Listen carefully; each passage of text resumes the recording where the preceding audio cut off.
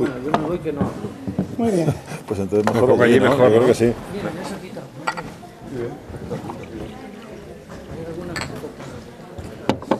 ¿Agüita, Martín? Sí, échame. Y te acuerdas, aquí que tenemos en la mesa las postales para el presidente del gobierno, que si alguien las quiere rellenar, que están a disposición. Muy bien. Y las fichas.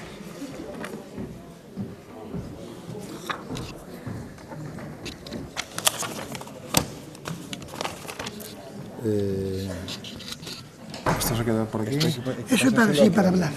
Ah, Cada uno cuando hable lo cogemos para la cámara, para que se grabe. vale. Bueno. Tira. Buenas tardes. Vamos a continuar el segundo día del segundo ciclo de conferencias que el colectivo Indignado organiza este año 2018. Ya sabéis que el año pasado también hicimos algo parecido y hablamos fundamentalmente en el primer ciclo, del primer año, del 2017, del fenómeno de los refugiados. ¿En qué consistía? Este año hemos querido dar un paso más y trabajar las causas y consecuencias de ese terrible fenómeno, de esa tragedia humana que hoy día la humanidad contempla impertérrimamente, de una forma terrible, de una manera inhumana. Entonces, el acto este simplemente va a consistir en esto. Ahora presentaré al ponente que lo va a exponer, pero primeramente yo quería hacer una pequeña reflexión sobre lo que significa este tipo de actos. Esto intenta ser un acto de concienciación, un acto de llamar la atención a la población vallisoletana, en este caso, porque realmente no podemos continuar así. Realmente estamos contemplando y viendo cómo el ejercicio de la razón verdaderamente está perdiendo el sentido de lo que significa racionalidad. Parece ser que el discurso moderno, el discurso de la Ilustración, el discurso de la ciencia pura y dura, no ha llegado a calar en las entrañas de la vida. Y entre la razón y la vida hay una gran oposición. Parece mentira que se llame razonable, que incluso se legalice el que cuando unas personas, dando su vida e incluso para salvar a otras personas, se le considere a esa persona que está haciendo un tráfico de personas. Realmente ahí hemos perdido el sentido, hemos perdido ya lo que es la racionalidad. Por eso se necesita añadir a la razón algo distinto, algo que toque no solamente las fibras de la racionalidad, de lo espiritual, de lo mental, sino algo que toque las fibras de la cordura, las fibras de la humanidad, del humanismo, las fibras de algo que le haga sentir al hombre aquello que parece ser que por razón no entiende, que se compadezca de lo que sucede, que se compadezca, que tenga misericordia de las personas que mueren. ¿Qué menos? Que un ser racional, que un ser vivo tenga compasión de otro ser vivo cuando le ve que está muriendo y de una manera, dijéramos, injusta.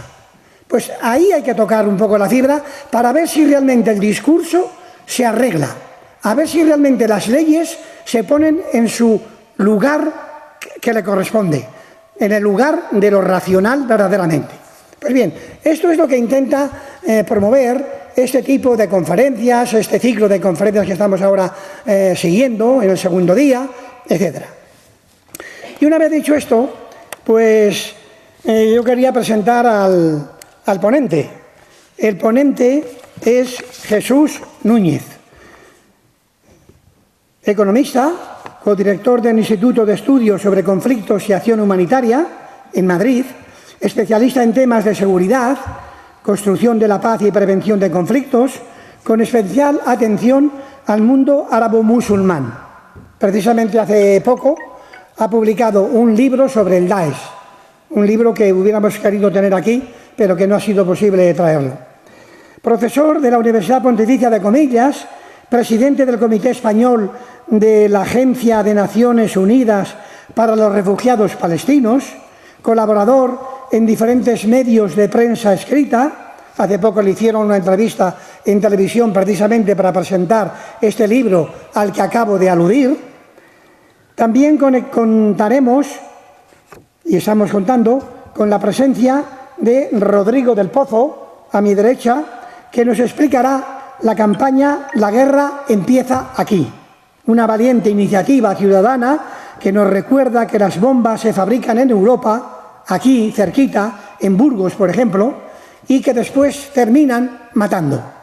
Entonces, esa barbaridad, esa barbarie, empieza aquí, muy cerca de nosotros, empieza en España, porque si realmente no hubiera bombas y no hubiera armamentos, pues posiblemente no hubiera guerras, al menos de la forma que se están llevando a cabo.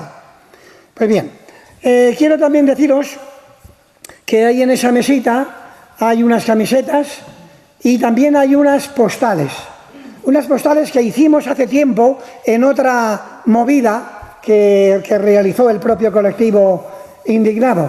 Queremos mandarlas al presidente de la Nación. En esas postales, cada uno de vosotros u otras personas, compañeros nuestros, pusieron una frase relativa a los refugiados. Como digo, queremos mandarlas al presidente de la Nación, y también hay postales en blanco para que si alguno al terminar el acto quiere poner alguna frase, pasa por la mesa, la pone y juntas haremos un acto simbólico, posiblemente a mediados de junio, donde cuando intentamos hacer una performance que va a recrudecer o a simular pues el otro fenómeno terrible que se llama las porteadoras, mujeres marroquíes que pasan a Melilla, compran 4 cosas y las venden en Marruecos, ganan 4 pesetas a costa de dejar a veces su cuerpo en la tierra, a veces muertas, a veces maltratadas por la policía, por la Guardia Civil, despreciadas, etcétera, etcétera. Pues bien, en ese momento haremos posiblemente un acto donde intentaremos invitar al alcalde a ver si puede estar presente y desde allí lo enviaremos, las que ya están escritas y las que escribáis vosotros ahora. Bueno, si alguna cosa sale en el camino, pues lo iremos diciendo, pero ahora le damos la palabra a Rodrigo para que empiece esta charla diciendo lo que quiera decir. Muchas gracias. Aquí siempre se empieza agradeciendo por cortesía, pero yo agradezco de corazón que nos hayáis invitado a 2 compañeros de la plataforma de Burgos con las personas refugiadas, que nos hemos conocido en las redes de coordinación de las plataformas de refugiados que gracias a Dios se está viendo en torno a la caravana Abriendo Fronteras, y en esos espacios de coordinación se ha gestado esta campaña que os voy a presentar. La guerra empieza aquí, parémosla aquí. Nos alegra especialmente porque veníamos dialogando, ¿verdad?, la importancia, tú lo has dicho, de que las plataformas de refugiados apuntásemos claramente a las causas de por qué hay refugiados. Y una de las causas es la fabricación de armas que provoca las guerras, que provoca los refugiados. Uno de los artículos que hace poco me publicaban en una pequeña revista en Burgos era fábrica de bombas, fábrica de refugiados, en referencia en concreto a una fábrica de bombas que hay en la provincia de Burgos. Los hechos, porque como veréis en este tema hay que ir bien armado, en el buen sentido de la palabra. Está demostrado que desde la fábrica de Burgos, que está en Quintanilla sobre Sierra, esto es el páramo de Masa, donde también ha habido muchos proyectos de fracking, donde es una zona muy yerma, con muy poca actividad económica y muy olvidada de la mano de Dios. La antigua Río Tinto, explosivos Río Tinto, para los viejos del lugar les sonará, fue comprada por una multinacional que se llama Maxam, fundió otra empresa que se llama Explosivos Alaveses, Expal, y entonces esta empresa, Maxam, multinacional, tiene una rama de fabricación de explosivos para la construcción, para minería, cantería, obra civil, estupendamente, en principio ningún problema, pero su gran negocio desde hace años está en la fabricación de bombas, de explosivos de militares y el montaje de granadas y municiones y morteros. Bueno, pues se ha conseguido demostrar que desde la fábrica de Burgos salen cada mes camiones al puerto, en principio de Bilbao, se embarcan en un buque saudí, porque hay un contrato con Arabia Saudí y también con Emiratos Árabes, y Arabia Saudí y Emiratos Árabes están dirigiendo la campaña, la guerra, el frente en la guerra del Yemen. Entonces, existen 3 informes concretos, son Armas sin control, Armas marca España, Comercio bajo sospecha, que los podéis encontrar en Internet, donde hablan sobre todo del tema del puerto de Bilbao y de la guerra del Yemen. Se insiste mucho en esta campaña en que se está incumpliendo la normativa española e internacional sobre comercio de armas, porque ya hace 10 años, en teoría, no se pueden vender armas a países donde se violan los derechos humanos o si no se garantiza que esas armas no se van a revender o utilizar en conflictos donde se violan los derechos humanos, como evidentemente en Arabia Saudí os podéis imaginar que no utilizan las bombas para decoración. Y de hecho hay una resolución de Naciones Unidas, de la Unión Europea, pidiendo, porque los consejos, las declaraciones de la Unión Europea, exigir, solo exigen cuando interesa la pasta, recomendando que haya un embargo de armas a Arabia Saudí. Ya hay bastantes países europeos que han declarado el embargo de armas a Arabia Saudí, y España, como podréis ver, es casi el único de los poquitos países que sigue exportando armas a Arabia Saudí. Bueno, esta campaña, para no enrollarme, bueno, ahí tenéis el tema de la guerra de Yemen, las consecuencias. Pues la empezaron, bueno, realmente el nombre de la guerra empieza aquí, es una campaña que iniciaron la organización Resistentes Internacionales a la Guerra en Reino Unido. Estuve hace 2 semanas, por casualidad, estuve en una charla en un congreso de no violencia con un miembro que ponía una de sus fotos, el logo en inglés, el lema en inglés. Los compañeros de la plataforma Bienvenidos Refugiados de Euskadi, como era en su puerto, llevaban ya meses trabajando este tema, denunciándolo, documentándolo, informándose, haciendo verdadera labor de investigación de dónde están los buques, qué buques son. Ahí tenéis un poquito la imaginería de su campaña. Ahí tenéis el buque saudí, el Bahari, que es el que habitualmente viene una vez al mes. Y empezaron a hacer pues cosas muy sencillas. Yo voy a destacar que son cosas muy sencillas las que estamos haciendo. Creemos que hay que aumentar el nivel de acción, pero ya lo poquito que estamos haciendo está siendo muy efectivo. Bueno, pues hablando con los amigos de Santander, de Euskadi, de Valladolid por cercanía, decíamos, hay que empezar a hacer algo. Ellos empezaron a hacer algunas acciones y se realizó una acción muy potente de Greenpeace, al estilo Greenpeace, para entendernos, que es una acción muy secreta, con gente internacional, que fueron cuando llegó el barco al puerto de Bilbao, pues con las zodias, poniéndose delante, incluso colgándose de las amarras del barco, estuvieron unas cuantas horas dificultando las tareas de carga. Y luego la plataforma de refugiados de Euskadi pues ha seguido haciendo bicicletadas, concentraciones. Primera consecuencia de estas acciones: el barco saudí ya no va al puerto de Bilbao, sino que ahora está yendo, los 2 últimos meses, está yendo al puerto de Santander. Con lo cual ya estamos viendo que la empresa es sensible a la presión social. Y son 4 no te creas que es una gran movilización, pero ha sido una movilización bien apuntada y bien efectiva. Bueno, gracias a que estamos en coordinación con Santander, con Bilbao, con Burgos, pues ahora estamos incidiendo la campaña en el puerto de Santander.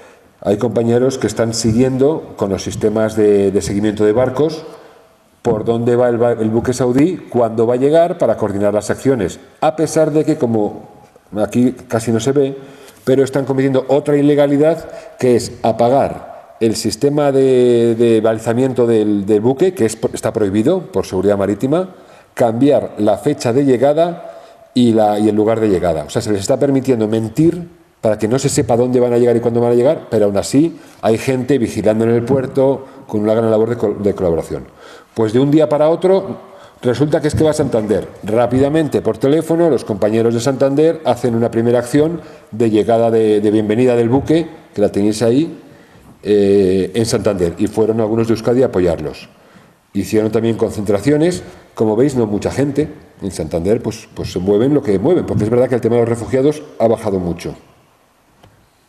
Pero, bueno, se ponen a recoger firmas entre la población, tanto digitales como en papel, más de 18.000 firmas en muy poquito tiempo, para que el barco saudí pues no pueda, esta operación de carga de armas no se pueda hacer en Santander, y ya han conseguido que se hagan, digamos, posicionamientos políticos claros, rechazando por parte de las autoridades de Santander que no quieren que en Santander se carguen armas que lleguen a la guerra del Yemen, provocando el desastre que están provocando.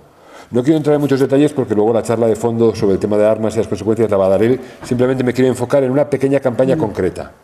Bueno, y de todo esto a los de Burgos, ¿qué hacíamos? Pues la verdad es que hasta ahora nada, y eso debemos pedir perdón por ello. Siempre habíamos sabido que teníamos una fábrica de armas en la provincia. Hace 8 o 9 años se hicieron algunas marchas, sobre todo cuando lo de las minas antipersona, que ya se cambió, pero el tema se había olvidado.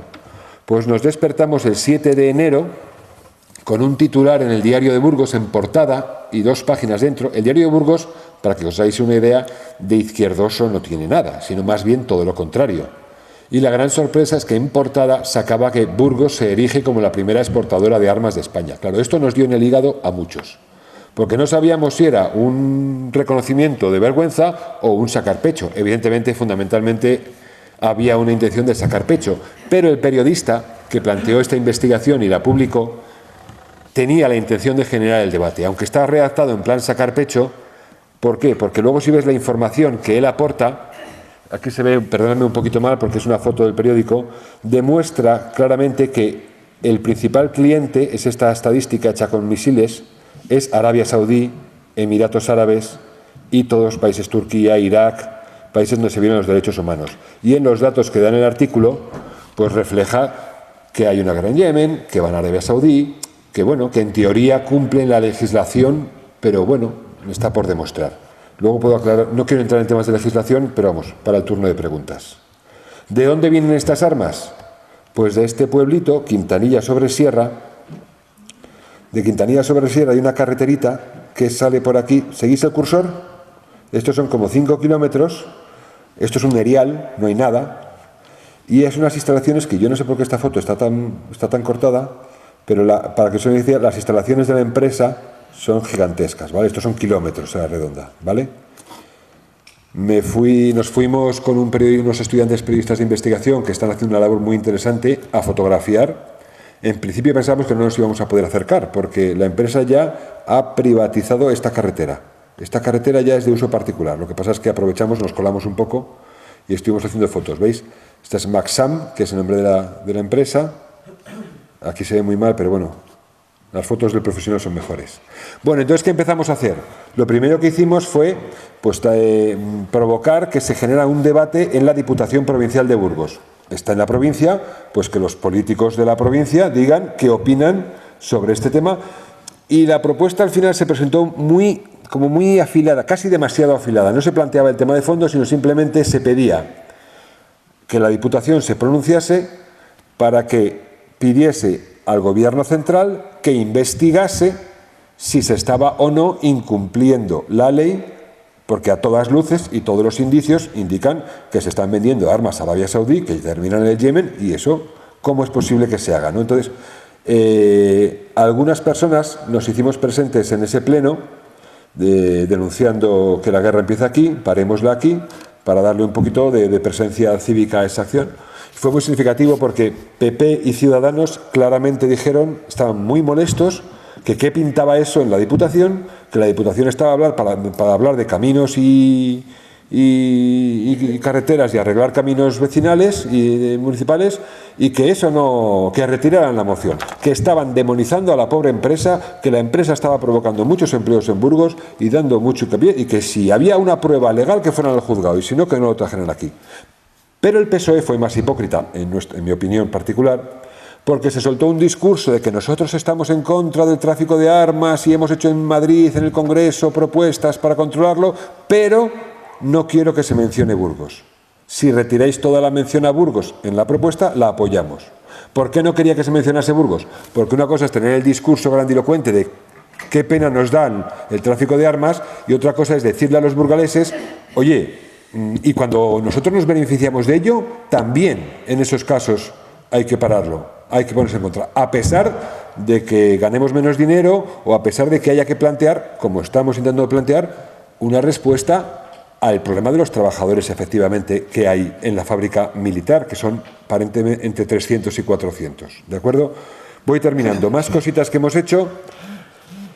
Hemos salido un poquito a las calles relacionando la campaña del tema de la fábrica de armas con la responsabilidad que tienen los bancos en la financiación del comercio de armas, que luego nos hablarán de ello, en base al informe de Banca Armada, Sabadell, Santander, La Caixa y BBVA. Pusimos un puesto informativo a la puerta de un BBVA y vamos a seguir poniendo este tipo de puestos más veces. Tercera cosa que hicimos, convocamos un debate público al que convocamos a la propia empresa, a los sindicatos mayoritarios y a los partidos con representación en el Ayuntamiento de Burgos. ¿De acuerdo? En el debate abierto, fue un debate. Al debate Expal no quiso ir, pero se dio por enterada, estuvieron hablándolo en Madrid, en el Comité de Madrid, o sea que la empresa se ha enterado. PSOE no quiso, bueno, dijo que quería venir, pero que no tenía tiempo, que estaba muy ocupado. Ciudadanos se disculpó también, diciendo que no podía venir. PP no dio señales de vida. Comisiones Obreras y UGT, que son los principales sindicatos en el comité de empresa de Expal, los dos, UGT lo contestó y Comisiones Obreras dijo que lo habían hablado y que no querían ir al debate, porque a ver qué iban a decir. Y es verdad que las intervenciones, pues estábamos todos bastante de acuerdo, pero al fin y al cabo fue un debate muy interesante que orientamos para generar, bueno, siguientes pasos, un diálogo muy de fondo sobre el concepto de seguridad. Y ya voy terminando, bueno, hemos publicado alguna otra cosita. Este es el artículo que os comentaba, que se ha publicado en un boletín del ámbito de la diócesis, lo digo porque llegas a otros ámbitos distintos.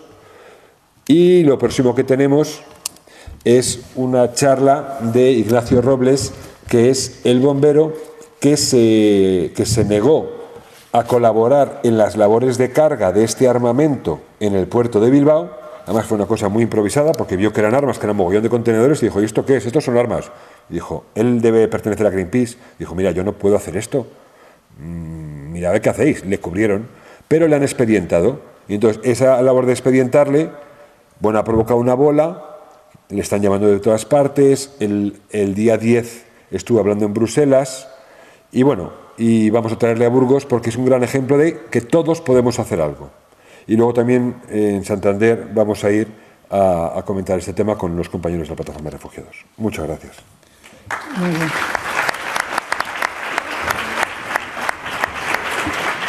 Muchas gracias, Rodrigo, por esta información que nos has dado de esta lucha que estáis organizando en Burgos. La guerra empieza aquí. Tiene la palabra ahora Jesús Núñez. Hola, muy buenas tardes. Encantado de tener la oportunidad de participar en el ciclo, en este segundo ya ciclo sobre el tema de refugiados. Y por lo tanto, gracias Martín por la invitación.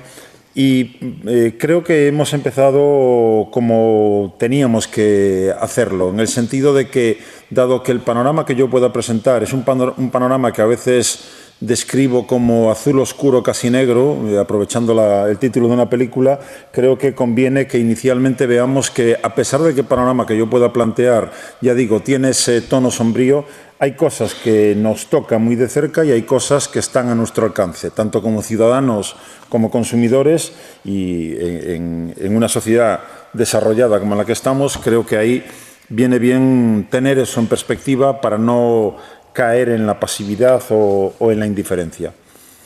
Trataré de manejar un par de claves para dar vueltas a algunos temas que están interrelacionados con la cuestión que hoy nos convoca y obviamente abierto a que luego ojalá haya tiempo y oportunidad para poder entrar en diálogo, en debate sobre cualquiera de las cuestiones que yo haya planteado inicialmente o algunas que os parezcan conectadas a esto. Una variable tiene que ver, obviamente, con el tema de las armas y otra con el tema de los conflictos violentos y de una de sus consecuencias, que son oleadas de refugiados. Cuando pensamos en el tema de las armas, tenemos que partir, creo que son necesarias algunas cifras para situarnos. Si sumamos los presupuestos de defensa de todo el planeta, de los aproximadamente 200 países que hay en el planeta, obtenemos una cifra que ya supera los 1,7 billones de dólares anuales.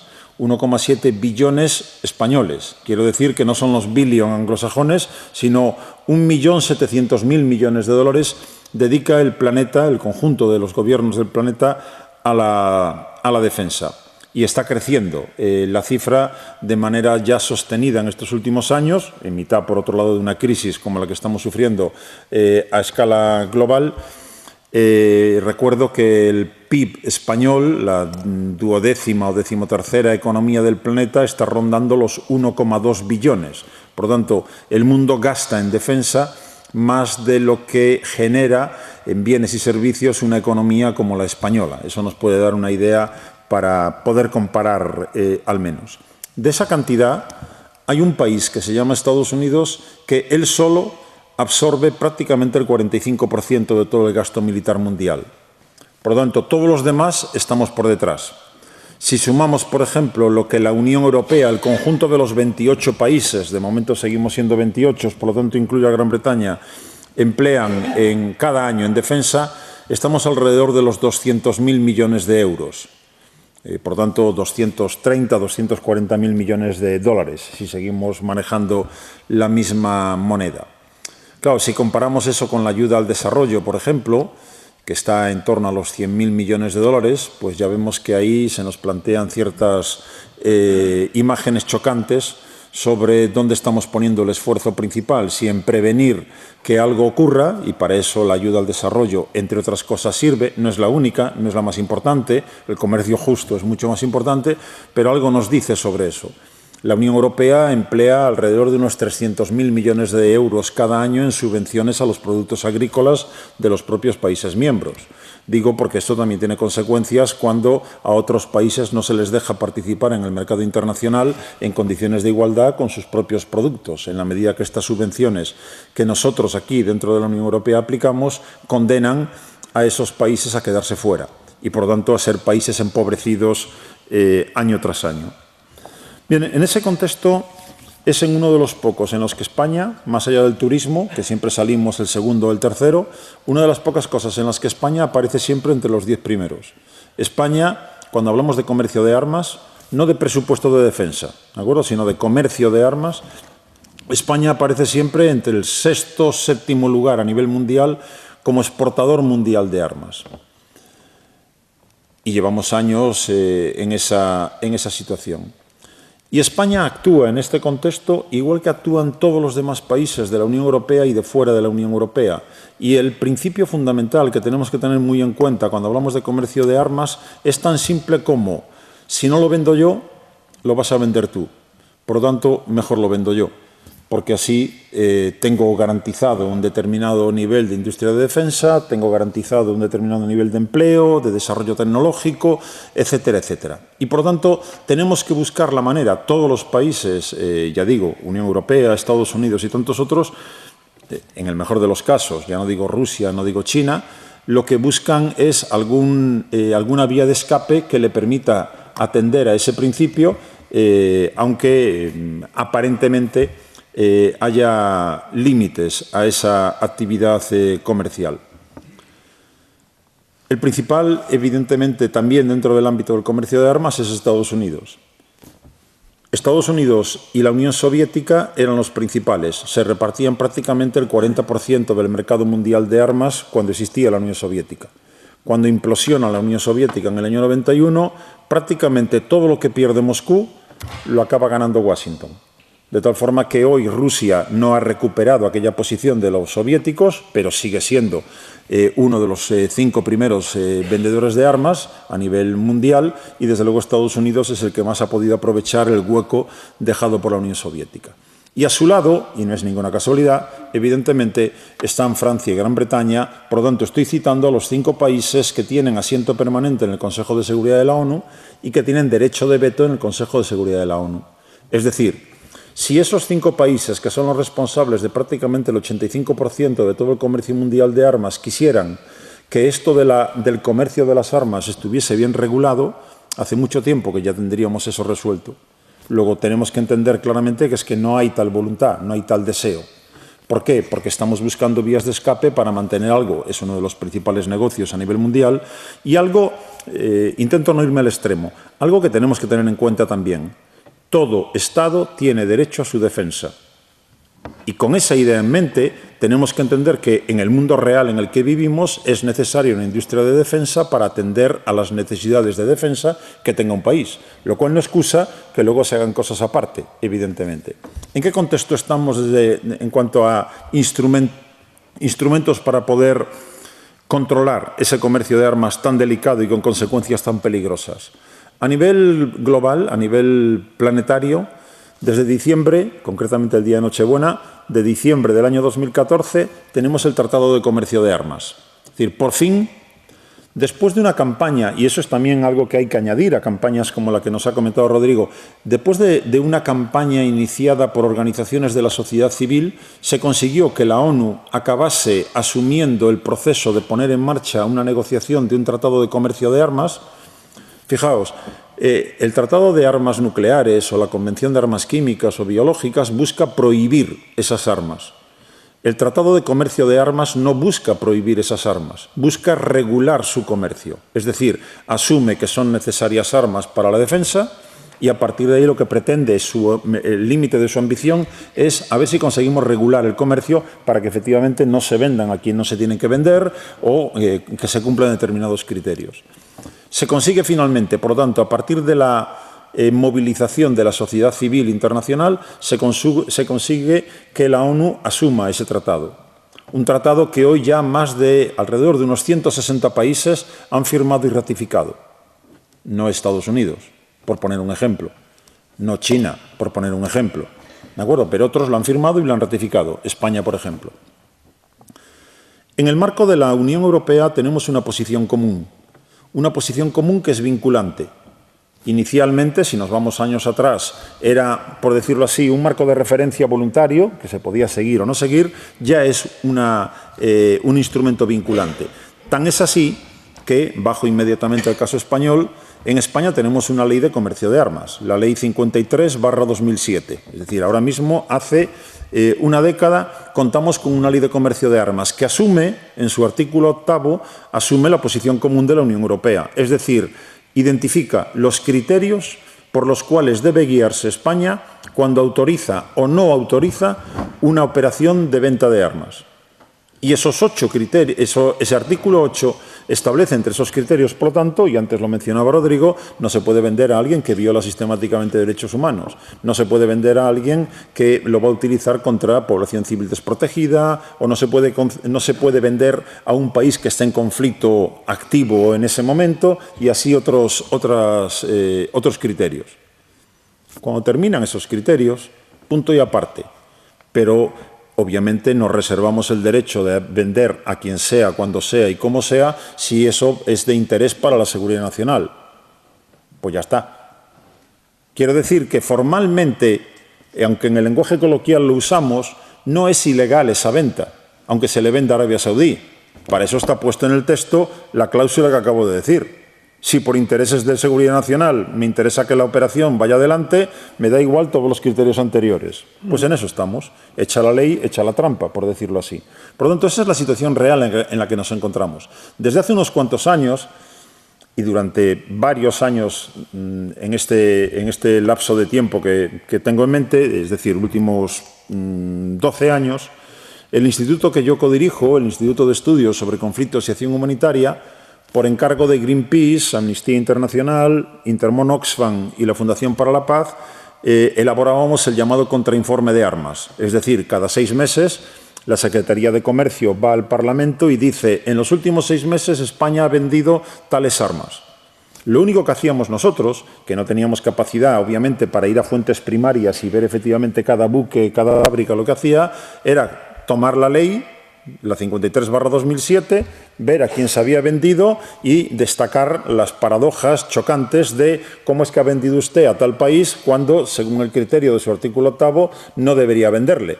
por lo menos para destacar esas incoherencias que siempre acababan en la misma historia. Por un lado, no hay transparencia, la Junta Interministerial evidentemente funciona con una oscuridad todavía muy significativa a día de hoy, y por otro lado, esa cláusula que he mencionado ya en un par de ocasiones, que le permitía, en definitiva, al Gobierno, a su arbitrio, autorizar o no una operación, fuese de una empresa privada o de una empresa pública. Eso era absolutamente irrelevante. Aunque sean de una empresa privada, tienen que tener la autorización del Gobierno para poder hacer la operación.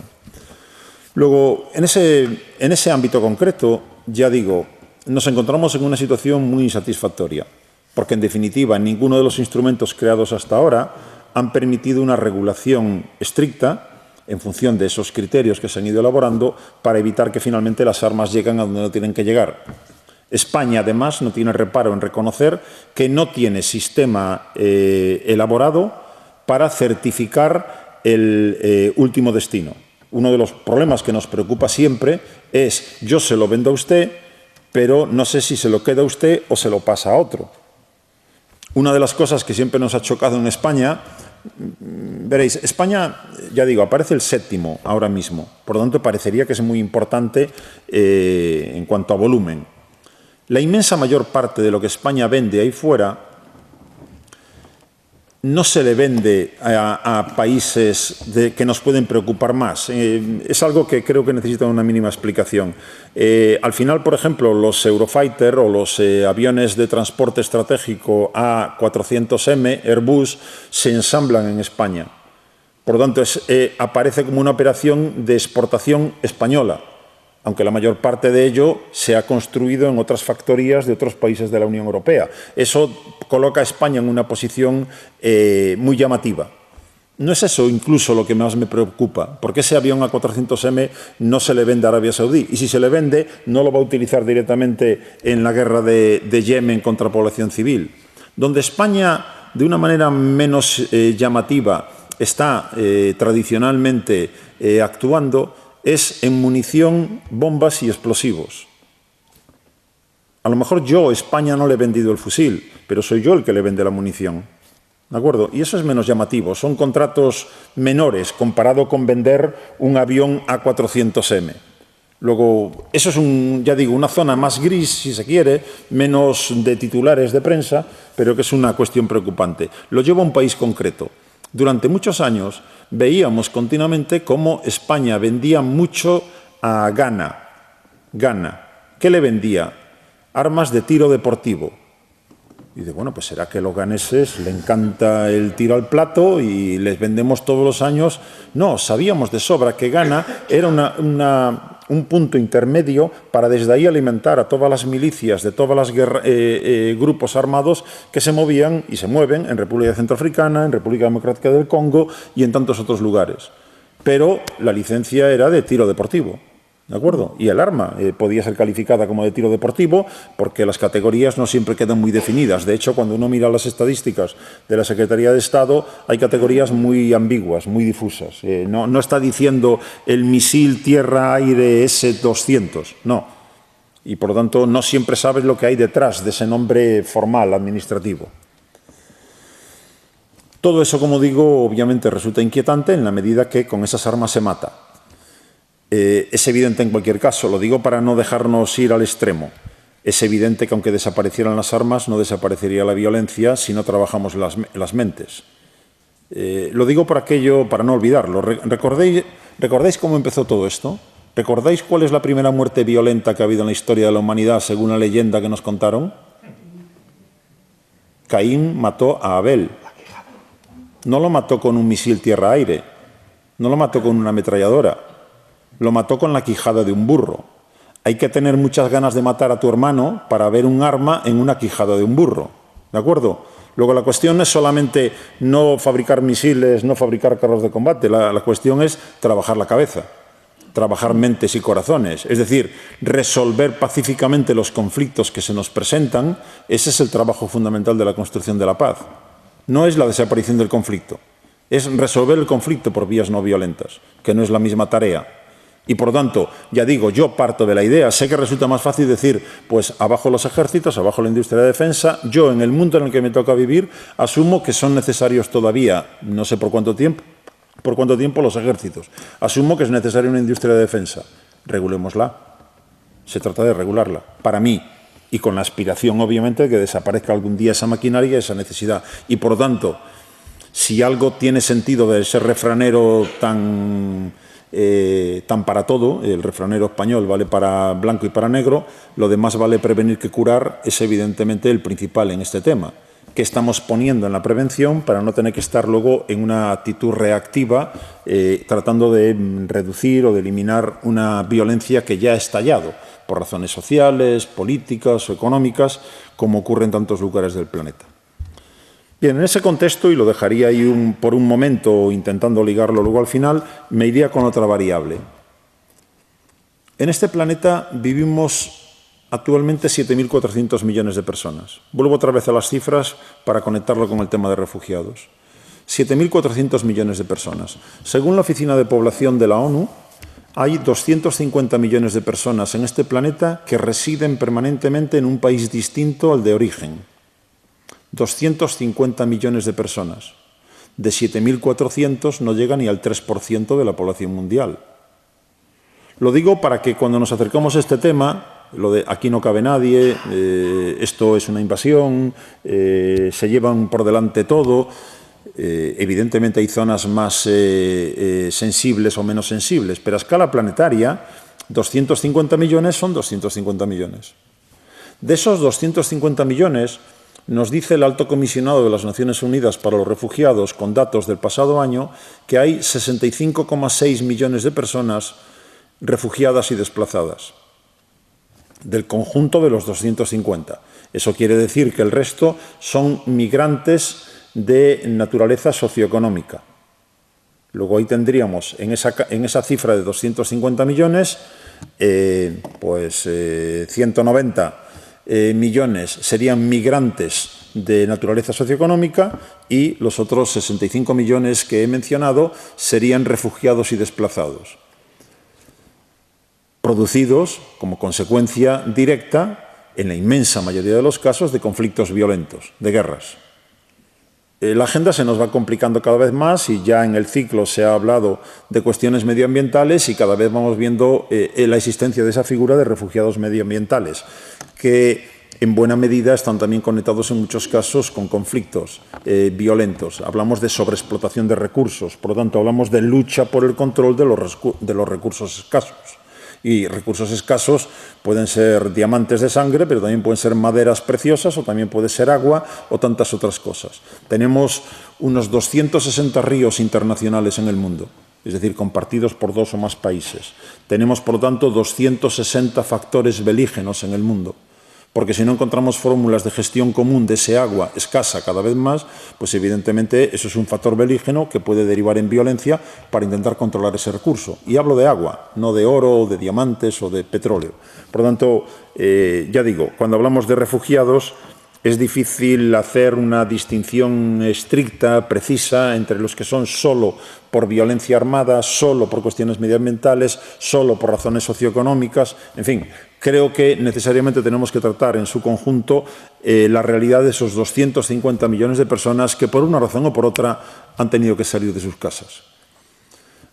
El matiz, obviamente, que siempre tenemos que hacer entre desplazados y refugiados, siendo en ambos casos personas que tratan de poner a salvo su vida porque su vida está en peligro, es que unos atraviesan una frontera internacional y otros siguen dentro de su país. Cuando hoy miramos un caso como el de Siria, dramático donde los haya, pero desde luego no el único, es siempre un ejercicio fácil el de Siria. Recordad simplemente que Siria, cuando empezó esto hace 7 años, Siria eran 23 millones de personas. Nosotros somos 46 millones de personas. Hagámonos a la idea de que en estos últimos 7 años, por lo tanto, para hacernos una imagen de la tragedia, hagámonos a la idea de que en estos últimos 7 años en España han muerto violentamente 1 millón de personas y que hay 24 millones de españoles refugiados o desplazados. Esa es la dimensión de la tragedia. Eso es lo que se está viviendo en Siria todos los días, como efecto de un conflicto violento que no tiene solución a corto plazo y lo que apunta a solución es, desde luego, bastante negativa, bastante oscura, con Bashar al-Assad, un régimen genocida, convertido ya en el ganador de una guerra que ya está ganada, por parte del régimen, aunque no esté acabada, es decir, aunque siga produciendo violencia a partir de aquí. Desde esa perspectiva, por lo tanto, y a partir de esas cifras, daría una cifra más. En la Unión Europea somos, mientras no se nos vayan los británicos fuera del club, en la Unión Europea somos algo más de 500 millones de personas. En esa misma Unión Europea hay 36 millones de personas que vienen de un país de fuera de la Unión Europea, que residen permanentemente en la Unión Europea viniendo de un país de fuera. Eso significa también estadounidenses y australianos, ¿de acuerdo? O sea, no pensemos solamente en un pobre desgraciado que venga de África subsahariana o de Siria o de Afganistán, sino en su conjunto 36 millones de personas.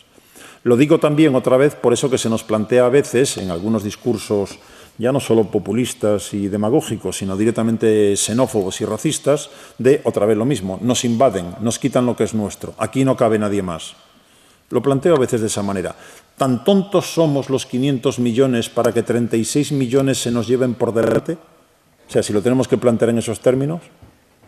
O sea, no tenemos nada de valor, no tenemos ninguna capacidad de gestión de esos valores y principios que hemos ido edificando, de esos estados de derecho, de esas sociedades democráticas. No tenemos nada como para que 36 millones, si quisieran, que no es en lo que están, se nos llevaran por delante.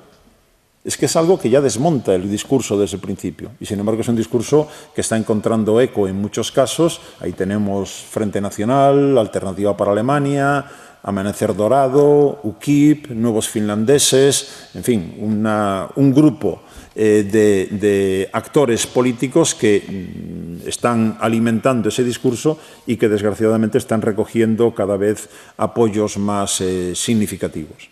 Pues bien, desde esa perspectiva, como digo, ¿qué instrumentos tenemos para atender a ese fenómeno de los flujos migratorios?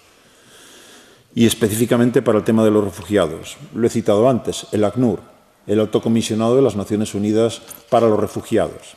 Tenemos, lo decía Martín en la presentación que me ha hecho, tenemos también otra organización, cada vez que la menciono en mis clases, en mis charlas, me deprimo inevitablemente, porque cada vez que escribo en una pizarra un RUA y pregunto si alguien ha visto eso y sabe lo que es eso, pues me encuentro con que abrumadoramente, de forma mayoritaria, no dice nada. Una sigla de la Agencia de las Naciones Unidas para los Refugiados Palestinos, que lleva desde el año 49 atendiendo a 5,4 millones de refugiados palestinos y que aún así sigue siendo una auténtica desconocida, esos son el mínimo instrumental que tenemos. Es decir, agencias internacionales de la familia ONU para atender a los refugiados. ¿Y los desplazados? No tenemos nada. Es decir, para los desplazados tenemos que reconocer que están en una situación todavía de mayor vulnerabilidad que la de los refugiados. Porque un refugiado, como he dicho, ha atravesado una frontera internacional y tenemos un organismo, ACNUR, o un RUA si es para los palestinos, que tiene un mandato explícito de asistencia y de protección de esas personas. Pero los desplazados siguen dentro de la soberanía nacional. Por lo tanto, es responsabilidad de su propio gobierno atender sus necesidades y proteger sus derechos. Cuando suele ocurrir que son precisamente esos gobiernos los que violan sus derechos sistemáticamente y los que no atienden sus necesidades básicas. Por lo tanto, ahí nos encontramos con un conjunto de los 65,6 millones de personas que dije antes, desplazados y refugiados, 22,5 son refugiados, el resto, 41 millones prácticamente, son desplazados, son más del doble. ¿De acuerdo? Por lo tanto, entendamos que en ese escenario problemático, ya digo, hasta podemos hacer un matiz entre refugiados y desplazados. ¿Qué nos encontramos a veces? Recuerdo cuando Ruud Lubbers, holandés, era el alto comisionado de la ACNUR. Lubbers nos hablaba, en relación con Afganistán, nos hablaba de desplazados externos. ¿De qué me está hablando usted? ¿Cómo que desplazados externos? Si son desplazados, no hace falta decir internos, es que están dentro del país. Y si están fuera, son refugiados. ¿Cómo que desplazados externos? ¿Qué nos estaba diciendo Lubbers con esa expresión? Miren, yo tengo un mandato para asistir y proteger a refugiados. Pero como no tengo medios para proteger a todos los que salen de aquí ni para asistirlos, pues yo me encargo de estos y a los demás les llamo desplazados externos. No están en mi agenda. ¿Por qué? Porque esa organización funciona con aportaciones voluntarias de los Estados miembros de la ONU. Luego, según lo que pongan encima de la mesa, hay medios para asistir y proteger o no los hay. Y, por lo tanto, esa es la situación que trataba de transmitir con ese lenguaje un poco alambicado el señor Lubbers cuando la crisis de refugiados afganos. Hoy nos encontramos en una situación más problemática porque, aunque he intentado minimizar, o por lo menos relativizar, minimizar no es la palabra, aunque he intentado relativizar la importancia en términos de volumen de población de esos 250 millones de personas o de esos 65,6 refugiados y desplazados, el hecho es que 65,6 millones de refugiados y desplazados es el récord histórico desde que se registran estos datos. Por lo tanto, mala noticia. Aumenta el número de personas que se ve forzada a abandonar sus lugares de residencia por un conflicto violento, por una catástrofe natural o por las dos cosas juntas. Luego deberíamos estar más preocupados hoy cuando vemos que esa tendencia al alza no está siendo atendida de manera adecuada. Iría por ese camino para ir terminando y dejando espacio, ojalá, al diálogo, al debate. ¿Cómo estamos reaccionando? Y como no puedo planteármelo en términos planetarios, me vengo una vez más a la Unión Europea. Cuando miramos la política migratoria de la Unión Europea, hay dos rasgos que destacan por encima de todo. Es una política migratoria policial y represiva. Eso es lo que domina el enfoque que la Unión ha tomado, y por tanto los gobiernos de la Unión han tomado con respecto a lo que ocurra ahí fuera. La Unión Europea es como un adolescente que se pregunta qué quiere ser de mayor. Todavía, lo que pasa es que el adolescente tiene 60 años, pero seguimos preguntándonos qué queremos ser de mayor. Con la Unión Europea siempre hay que empezar cualquier frase con el sí. Si tuviésemos voluntad política, seríamos el primer actor económico del planeta. Si tuviéramos voluntad política, seríamos la segunda potencia militar del planeta. Si tuviésemos voluntad política, podríamos aprovechar que somos el primer donante de ayuda al desarrollo del planeta. Y así muchas otras cosas. Por encima de todo, la Unión Europea, desde mi punto de vista, lo que me hace a mí, al menos, seguir siendo europeísta, crítico, pero europeísta convencido, a día de hoy, y cada vez es más difícil vender Unión Europea a nuestras opiniones públicas, no es el euro, no es Schengen, no es el mercado común que me permite como consumidor acceder a bienes que de otro modo estarían fuera de mi alcance. No, la Unión Europea es, por encima de cualquier otra cosa, el ejemplo más exitoso de la historia de la humanidad en prevención de conflictos violentos. Y para mí, trabajando en construcción de la paz y prevención de conflictos, eso lo pongo por encima de cualquier otra cosa. Es decir, aquí, desde que se firma el Tratado de Roma, la guerra ha quedado excluida como instrumento de resolución de conflictos. Aquí, donde hemos estado matándonos en lo que ahora podríamos llamar guerras civiles europeas a lo largo de décadas y de siglos. Ese instrumento llamado guerra ha quedado eliminado, lo cual no quiere decir que seamos ángeles de Dios, que no tengamos conflictos entre nosotros o que ahí fuera no hagamos barbaridades, auténticas barbaridades. Estoy diciendo que en términos comparativos, aquí hemos conseguido llegar a la conclusión de que la guerra no nos resuelve ninguno de los problemas que tenemos entre nosotros. Y eso tiene una dimensión histórica. Por lo tanto, también podríamos enseñar cómo se resuelven conflictos de manera no violenta en otras regiones del planeta, si hubiera voluntad política y con todos los instrumentos que he dicho antes. No estamos en esa línea. En lo que estamos básicamente es en una Unión Europea que en ese preguntarse qué quiere ser de mayor, tiene una tentación enorme de convertirse en una fortaleza europea.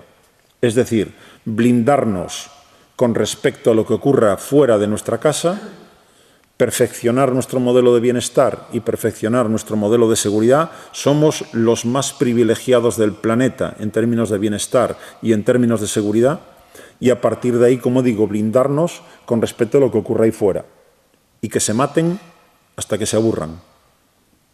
Y nosotros les vendemos armas saltándonos nuestros propios códigos de conducta, porque en definitiva seguimos pensando que somos tan listos que tenemos la capacidad para blindarnos con respecto a lo que de ahí fuera pueda venirnos.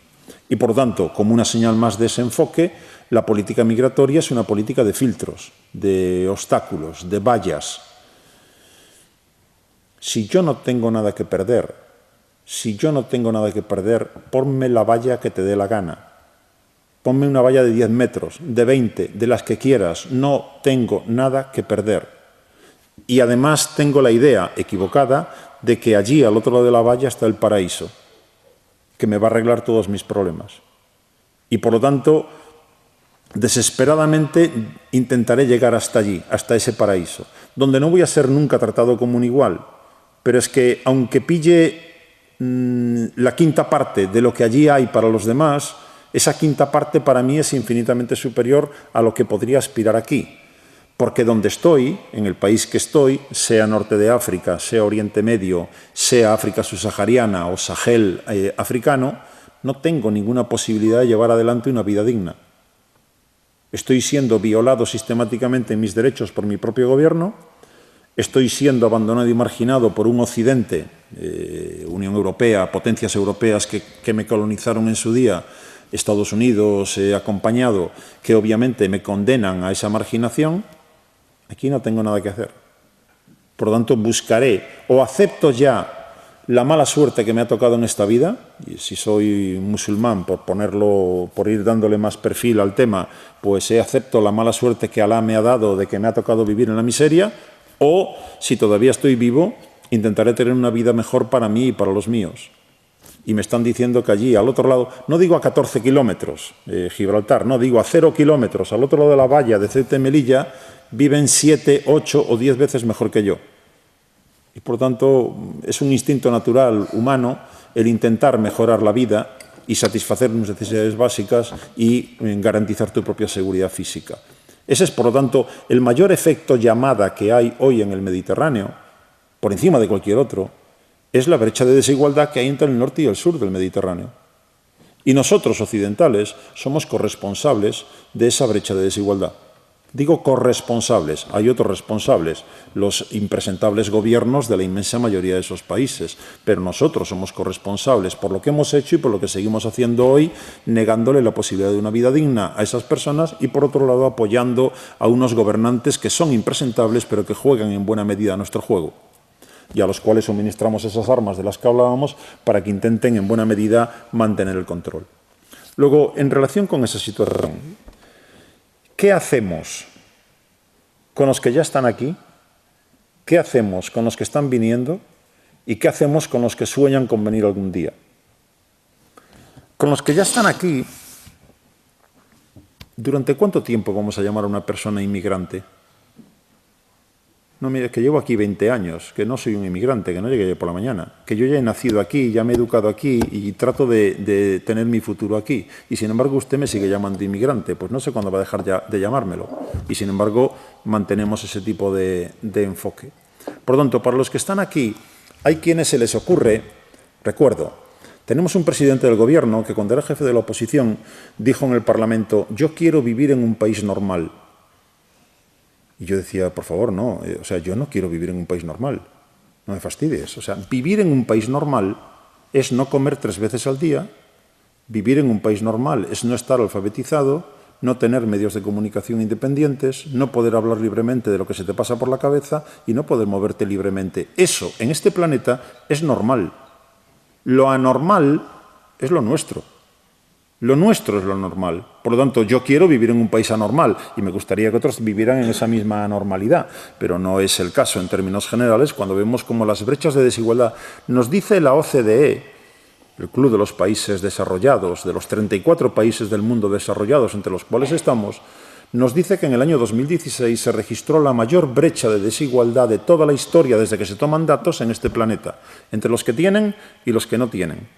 Por lo tanto, la brecha de desigualdad sigue aumentando. Somos cada vez menos los privilegiados, porque se va polarizando más la situación. Y creo que en esto reflejo lo que tantos otros piensan trabajando en este mismo terreno. De lo poco que sabemos con seguridad quienes trabajamos en construcción de la paz, es que no hay ningún factor belígeno tan potente como las brechas de desigualdad. Ninguno.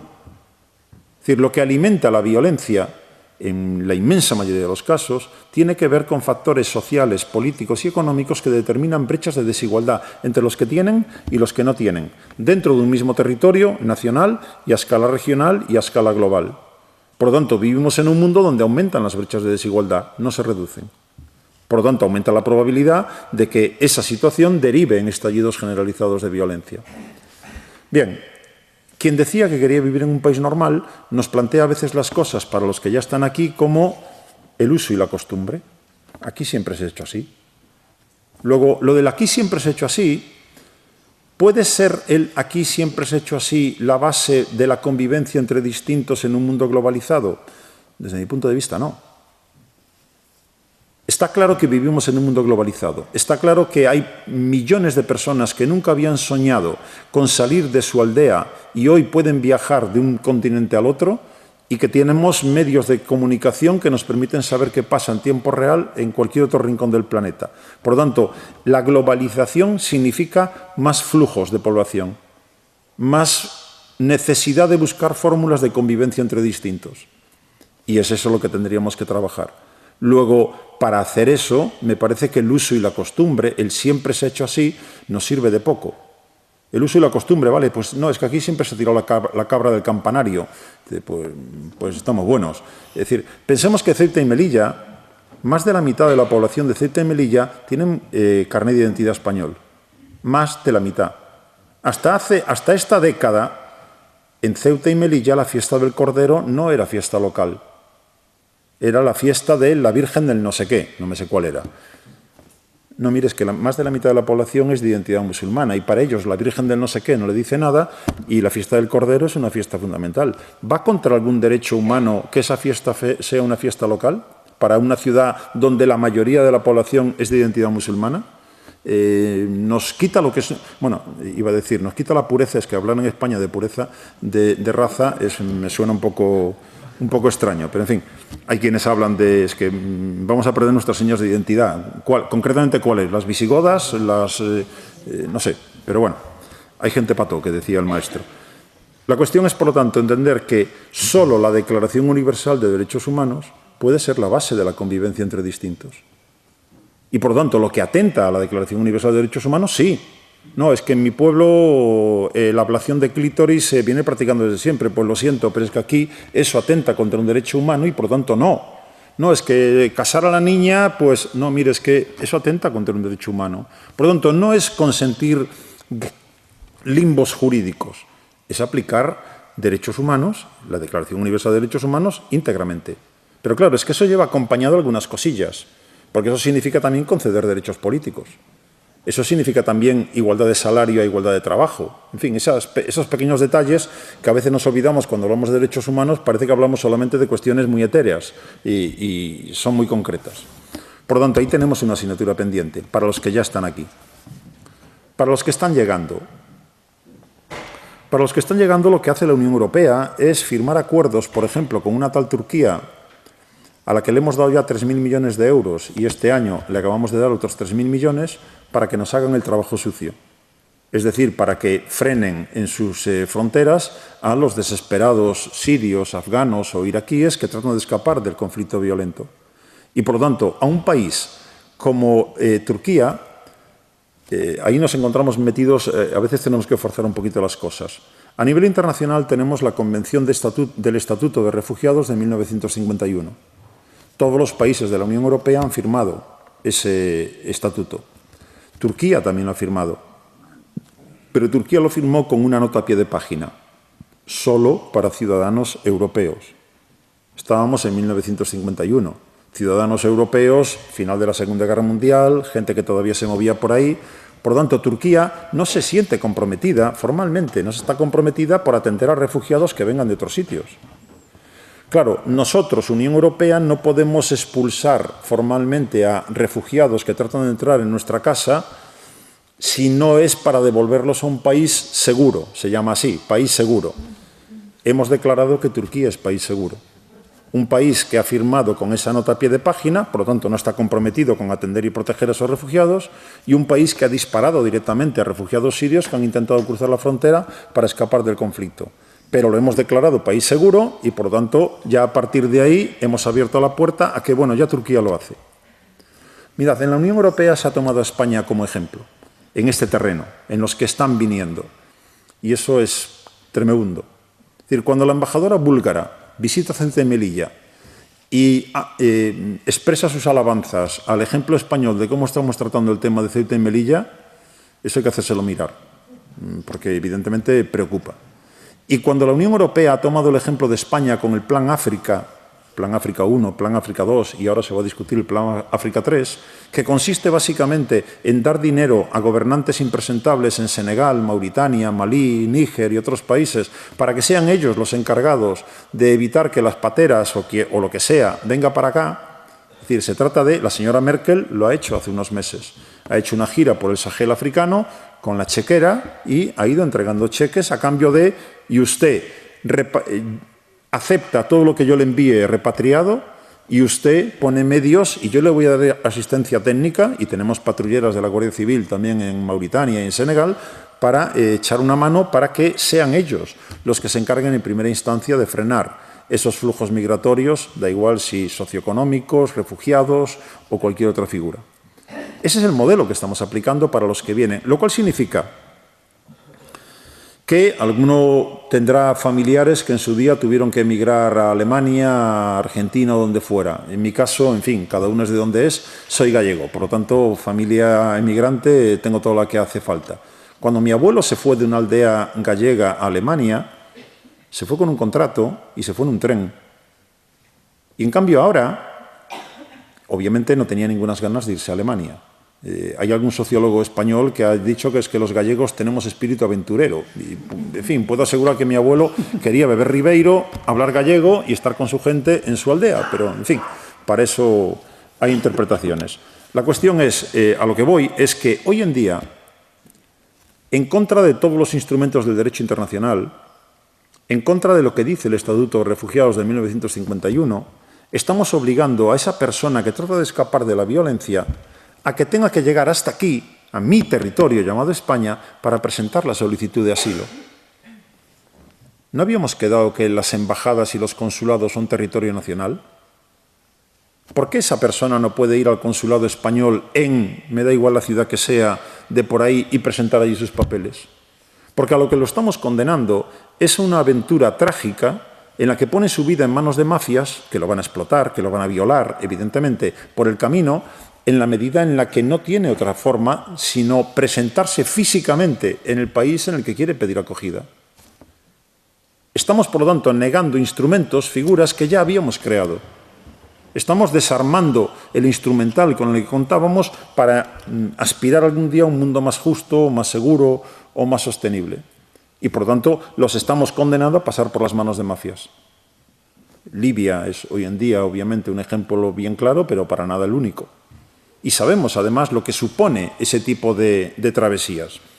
Y lo estamos aceptando sin ningún problema. O sea, que el Mediterráneo sea hoy, en vez del Mare Nostrum, el cementerio principal del planeta, bueno, estoy exagerando, el cementerio principal del planeta es el Sáhara. O sea, son muchos más los que mueren en el Sáhara antes de llegar a las costas del Mediterráneo. Pero el hecho de que hoy países que han firmado el Estatuto de Refugiados estén mirando para otro lado y que tengan que ser barcos de ONGs los que estén intentando sacar a algunas personas vivas del Mediterráneo, eso es tremendo. Es decir, cuando tenemos un ministro de Interior, cuando hemos tenido el anterior, cuando hemos tenido un ministro de Interior que dice que no se puede recoger a gente del agua en el Mediterráneo porque eso genera un efecto llamada, yo no sé cómo vive ese hombre su creencia religiosa, de la que hace gala, además, a diario. Cuando un cardenal como el señor Cañizares dice que a lo mejor no es trigo limpio todo lo que entra, yo me espanto. Quiero decir, o sea, ese hombre no fue a clase el día que le explicaron aquello de tuve hambre y me dieron de comer, tuve sed y me dieron de beber. No se lo explicaron. Porque si no, no podría decir esas cosas un jerarca de la Iglesia Católica. Y lo dice. Y por lo tanto eso genera estados de opinión también. Y así muere la gente en el Mediterráneo y no pasa nada. Y para eso están las ONGs. Los gobiernos parece que no. Más bien para, como acaba de ocurrir ahora en el caso de Open Arms, para tomar el buque. Y para los que sueñan con venir algún día, esos que no tienen satisfechas sus necesidades básicas y ven sus derechos violados sistemáticamente? Si tanto miedo nos da que vengan, ¿qué estamos haciendo para que puedan llevar una vida digna en sus países y, por lo tanto, no tengan presión ya para salir de allí? No, bueno, la ayuda al desarrollo, el 0,7, ¿qué 0,7? España, mira, en el instituto en el que yo trabajo, elaboramos todos los años un informe de la acción humanitaria. Y el informe tiene una primera parte del título, que siempre la tenemos muy fácil, Informe de la Acción Humanitaria Española 2017. 2 puntos. ¿Y qué ponemos después de los 2 puntos? En estos últimos 8 años hemos puesto reducción, caída, desmantelamiento, desplome. O sea, se nos han acabado las palabras ya. O sea, hemos desplomado la cooperación al desarrollo en este país. El máximo que llegamos fue al 0,46, época de años, mitad de la década pasada. Hoy estamos nos llegamos al 0,2%. Pero es que aunque fuera el 0,7%, si alguien se cree que con el 0,7% del PIB de los países ricos vamos a arreglar los problemas del mundo, es que estamos equivocados, evidentemente. ¿Qué es lo que nos pide África desde hace décadas? Cuando nos lo meten en inglés para hacerlo más cortito, trade, not aid. Nos están pidiendo comercio justo, no ayuda. No necesito su ayuda, solo necesito que me deje competir en los mercados internacionales en condiciones de igualdad. Porque yo tengo muchos recursos también, pero si no me dejan con ellos en igualdad de condiciones competir, pues obviamente no puedo salir del túnel en ningún caso. Luego, como digo, si tanto nos preocupara que vienen, podríamos hacer mucho para promover el desarrollo allí con transferencia de tecnología, con comercio justo, con un tratamiento de la deuda externa distinto al que hacemos, con una modificación de las reglas de la arquitectura financiera internacional, que los condena a tener que ir solamente al Fondo Monetario con unas condiciones draconianas en la mayor parte de los casos. Es decir, tenemos mecanismos para poder mejorar las condiciones de vida allí y, entre otras cosas, dejar de apoyar a impresentables. Es decir, si alguien cree hoy, lo pongo en un caso más cercano, si alguien cree hoy que apoyando, como hemos apoyado en Occidente, al golpista Abdel Fattah al-Sisi, hoy presidente de Egipto, si creemos que eso arregla los problemas de los egipcios y que eso nos puede llevar a una situación mejor, es que no ha entendido en qué mundo vivimos. Un golpista que tiene hoy a su país en un ámbito de represión que deja en cosa de niños lo que hacía Mubarak. Pero lo hemos recibido encantados en todos los países occidentales. Luego, eso tiene consecuencias, evidentemente. Y lo mismo, si tratamos a los saudíes, acaba de venir el príncipe heredero. Acabamos de firmar un contrato por 5 corbetas, además de lo que ya nos estaba señalando Rodrigo. 5 corbetas. Claro, explíquenle al alcalde de Cádiz de qué va el tema. Alcalde de Cádiz,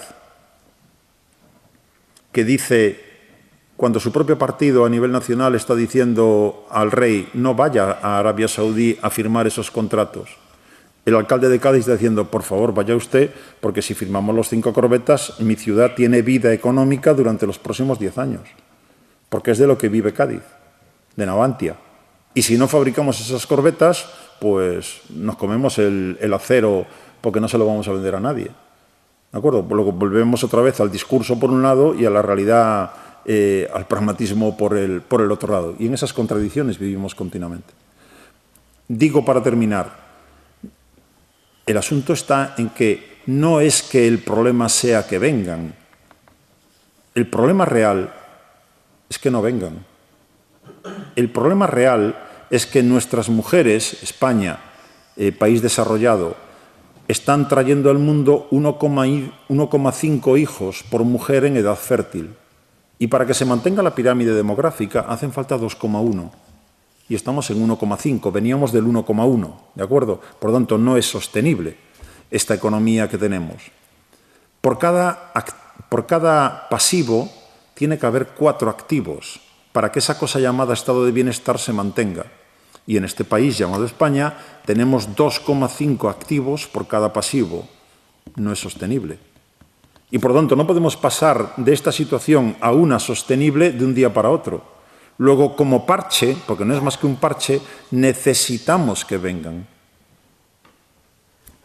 Y en esas circunstancias tendríamos que preocuparnos un poco más de los que ya están aquí de los que están viniendo y de los que sueñan con venir algún día. En fin, como había dicho al principio, panorama azul oscuro casi negro, pero que no debería llevarnos en ningún caso a la pasividad, porque también hemos dado ejemplos, primero con esa campaña, y hablaba yo del Tratado de Comercio de Armas, en los cuales es la sociedad civil la que con su activismo está intentando, al menos en algunos casos, paliar los efectos más negativos de este panorama internacional. Gracias.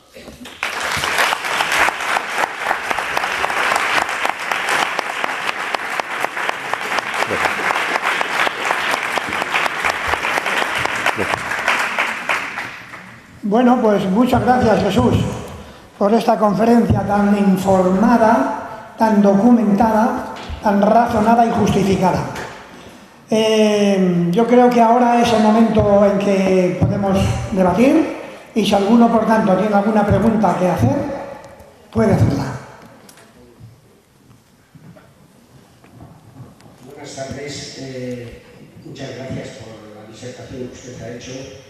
Y yo quiero decirle que trabajo algo con África, pero ¿qué podemos hacer cuando a la hija del presidente de Angola le han encontrado por ahí 1.000 millones de euros en empresas multinacionales en Europa? Cuando el hijo de Guinea Ecuatorial tiene locos a todos los gendarmes de París por temas de prostitución, bueno. Y tiene un parque de no sé cuántos Ferraris, etcétera, etcétera. Es que el dinero, yo lo veo, y en Sudamérica ocurre igual, se reparte entre cuatro. Las oligarquías se cambian unos de otros, lo vemos el caso de Piñera ahora mismo en Chile, luego vendrá otra Bachelet o algo por el estilo, se van cambiando. ¿Cómo podíamos, o qué se podía hacer desde su punto de vista para que esto... Porque eso salió un poquito en la prensa, pero luego se perdió, se murió. Bueno, muchas gracias. Si uno se quiere deprimir, lo tiene fácil. O sea, ese listado lo podemos continuar añadiendo 20 cosas más o 200 más que las tenemos y, por lo tanto, digo a veces, aprovechando, yendo en la misma línea que estaba ahora comentando, que para quienes por lo menos un viernes a estas horas de la noche estamos aquí metidos, está claro ya algo de principio. Cada uno tiene que venir llorado de casa, porque si no, no tiene sentido estar aquí y estaríamos tomando unas cañas, a las cuales podemos ir luego, o viendo un partido de fútbol. Por lo tanto, partiendo de esa situación. El panorama general es el que es. Y en lo que estamos es en una lucha por el poder, en la que obviamente quien tiene ventajas en el juego va a intentar... A veces pensamos equivocadamente que quien opta por la violencia es el que no tiene para ver si tiene algo. No, en muchas ocasiones la violencia la pone en juego quien tiene porque quiere tener más. Y por lo tanto trata de arrasar todo lo que tiene alrededor en su propio beneficio. En ese contexto, por lo tanto, tenemos que tener claro en qué escenario internacional nos movemos. El escenario internacional, desde mi punto de vista, de manera muy esquemática, viene determinado por unos actores que tocan el timón del barco en el que vamos todos y otros que no tocan el timón. Tocan el timón los gobiernos nacionales. Son los estados los que firman los acuerdos y luego los cumplen o no los cumplen. Luego, por mucho que se estén debilitando, los estados siguen siendo protagonistas fundamentales de esta película o de este viaje en barco. Tocan timón los actores económicos multinacionales. A veces ya no sabemos si dentro de un Estado hay una multinacional o si dentro de una multinacional hay un Estado, dado el poder que tienen. Ellos tocan el timón. Nosotros, sociedad civil organizada, sociedad civil individualmente o sociedad civil organizada, no tocamos el timón. Nunca vamos a tocar el timón. Y si algún día tocamos el timón, hemos dejado de ser sociedad civil. Pasamos a ser un actor económico o un actor político. ¿De acuerdo? Por lo tanto, quienes nos situamos en la sociedad civil organizada, tenemos que partir de la idea, primero, de que la escala de tiempo nos obliga a trabajar gota a gota. Gota a gota. Eso nos cuesta mucho a los occidentales. No somos chinos, pues ¿qué le vamos a hacer? Quiero decir, cuando le preguntan a Deng Xiaoping qué piensa de la Revolución Francesa, 1789, le dice, bueno, hay que dejar pasar un poquito de tiempo para ver cuáles son las consecuencias. Eso en boca de un occidental es impensable.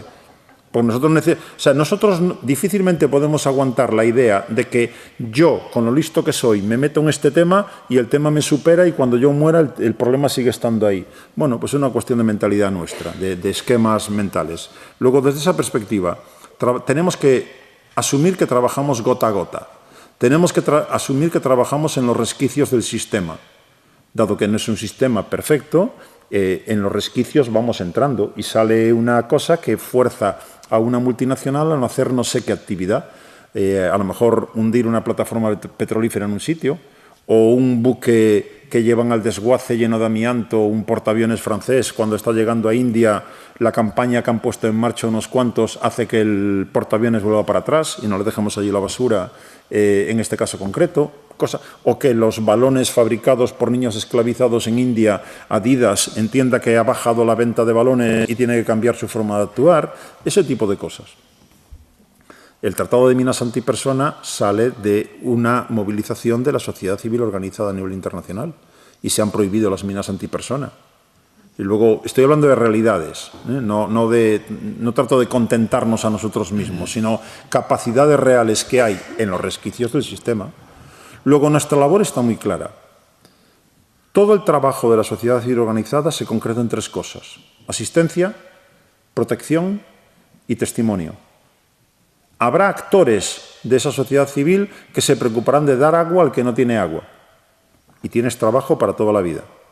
Los habrá que apostarán por proteger, sobre todo, derechos humanos. Y dedicarán a eso también, a proteger a defensores de derechos humanos o a promover el respeto de los derechos humanos. Y tienen trabajo para toda la vida. Y habrá quienes apuesten más por el testimonio.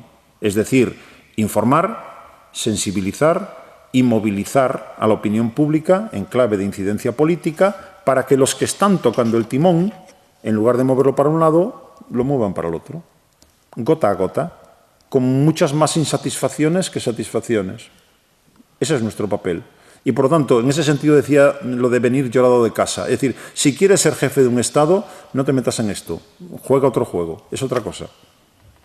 Y, por lo tanto, entiende cuáles son tus capacidades en este escenario y dedícate a ello, si tienes voluntad de hacerlo y capacidad, en alguno de esos ámbitos. Sí, Pilar. Hola, buenas tardes, muchas gracias. Me ha parecido muy interesante la mención que haces al comercio justo, que es lo que necesitas. Yo lo mejor que he visto en cooperación fue un cartel enorme que ponía dejaros de ONGs y pagar como es mejor el café. Y en ese sentido creo que el comercio injusto lo practicamos desde que nos levantamos hasta que nos acostamos. Ese panorama me parece, además se lo vi hace muchísimo tiempo a un conferenciante, creo que un economista, que decía que la sociedad de consumo consumidor es el rey. Pero es que creo que tenemos a veces igual tan interiorizado el paraíso ese que decías, que lo importante en la vida es tener más y va para todo. O sea, para las cañas que dices que igual vivimos más sanos tomándonos una que tomándonos 6, que nos tomamos 6. Nos podemos duchar con X agua y lo multiplicamos por 10. Podemos estar más sanos con un poco menos calefacción y lo multiplicamos por 20. Podemos pasar a consumir más bicicleta en vez de coche y lo hacemos al revés. Cada vez hay más parque móvil. Y no nos importa, yo creo que es que, vamos, a la hora de consumir, claro, yo creo que este sistema premiamos a más ladrón, porque dos que me venden el mismo producto y solamente van a mirar el que me lo da más barato, está claro que el que no tiene escrúpulos me lo da más barato que el no. Entonces yo creo que sí que tenemos que debemos hacer mucho en nuestra forma de trabajo, de consumo y de estilo de vida, desde que nos levantamos hasta que nos acostamos, y que además es que nos va la vida en ello. No sé lo que opinas. Clarísimamente, mira, cuando antes decía Martín lo de este último libro sobre Daesh, entonces me pregunto muchas veces con el tema del terrorismo y estas cosas, porque el terrorismo, parecería, si atendemos a las encuestas, que el terrorismo es la amenaza más importante que tenemos hoy sobre nuestras cabezas, que es una amenaza existencial. Y yo digo que no, evidentemente, me dedico a estudiar el tema del terrorismo. El terrorismo es una amenaza real, pero no es una amenaza existencial. ¿Cuáles son las amenazas existenciales que tenemos como especie humana? Para mí son claramente 2. Armas nucleares, porque pueden hacer desaparecer a la especie humana, y cambio climático, porque pone en peligro la existencia de la vida de la especie humana. Y sin embargo no se está dando la importancia que se le debería dar, desde mi punto de vista. Por lo tanto, en clave de cambio climático, que es donde yo conecto con lo que tú has comentado, el asunto es que, en fin, cuando vemos cómo esas pautas de comportamiento consumista que Estados Unidos fundamentalmente ha sabido desarrollar, estamos hablando de los años 40, o sea, desde el final de la Segunda Guerra Mundial hasta hoy, son las que nos han llevado a ese tipo de sobreexplotación de recursos finitos como si fuesen infinitos, y que por lo tanto eso también tiene consecuencias. Yo decía antes, cuando lo conecto con conflictividad violenta, eso es lucha por el control de los recursos escasos. Y puede ser petróleo, pero también, como dije antes, puede ser agua. Por lo tanto, mientras no modifiquemos nuestras pautas de comportamiento, entendiendo eso, que esto es insostenible, pues evidentemente estamos apostando por nuestro propio suicidio colectivo. Pero con la percepción también, por lo menos nosotros, los privilegiados occidentales, con la percepción también de que eso en todo caso es para las siguientes generaciones, porque vivimos muy en el día a día y por lo tanto la perspectiva es fundamentalmente cortoplacista, es difícil por lo tanto escapar de ahí.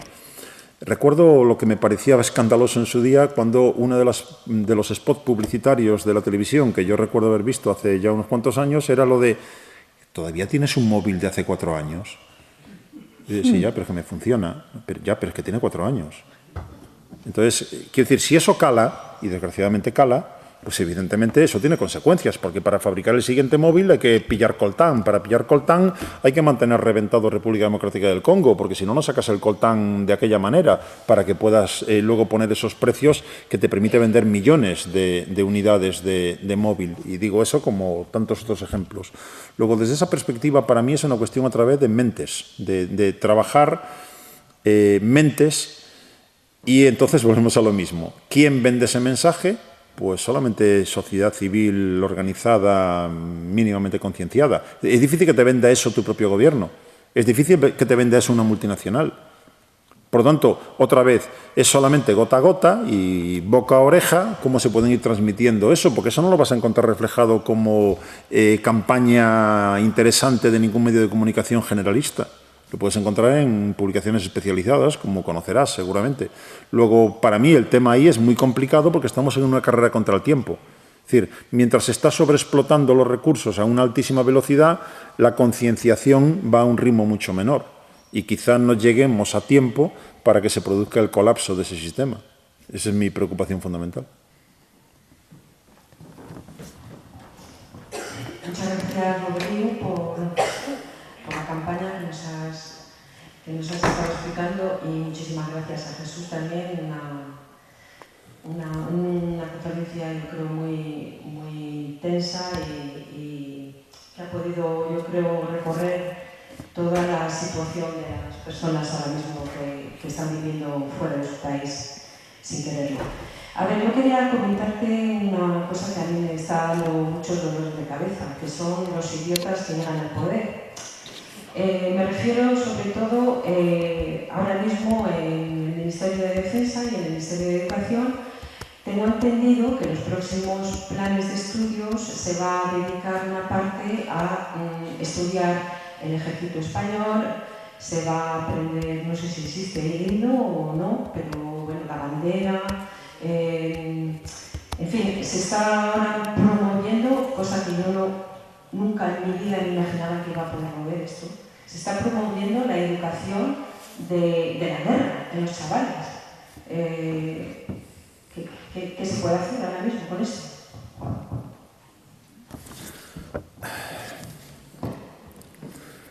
A ver, estás hablando con un comandante de infantería del ejército español, ¿de acuerdo? Por lo tanto, yo he sido militar oficial de infantería hasta el año 90, que lo dejé.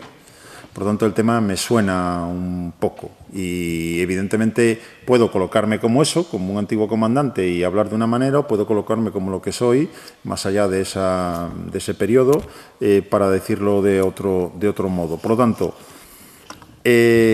a mí me parece aberrante que el Ministerio de Educación haya firmado con el Ministerio de Defensa un acuerdo de este tipo.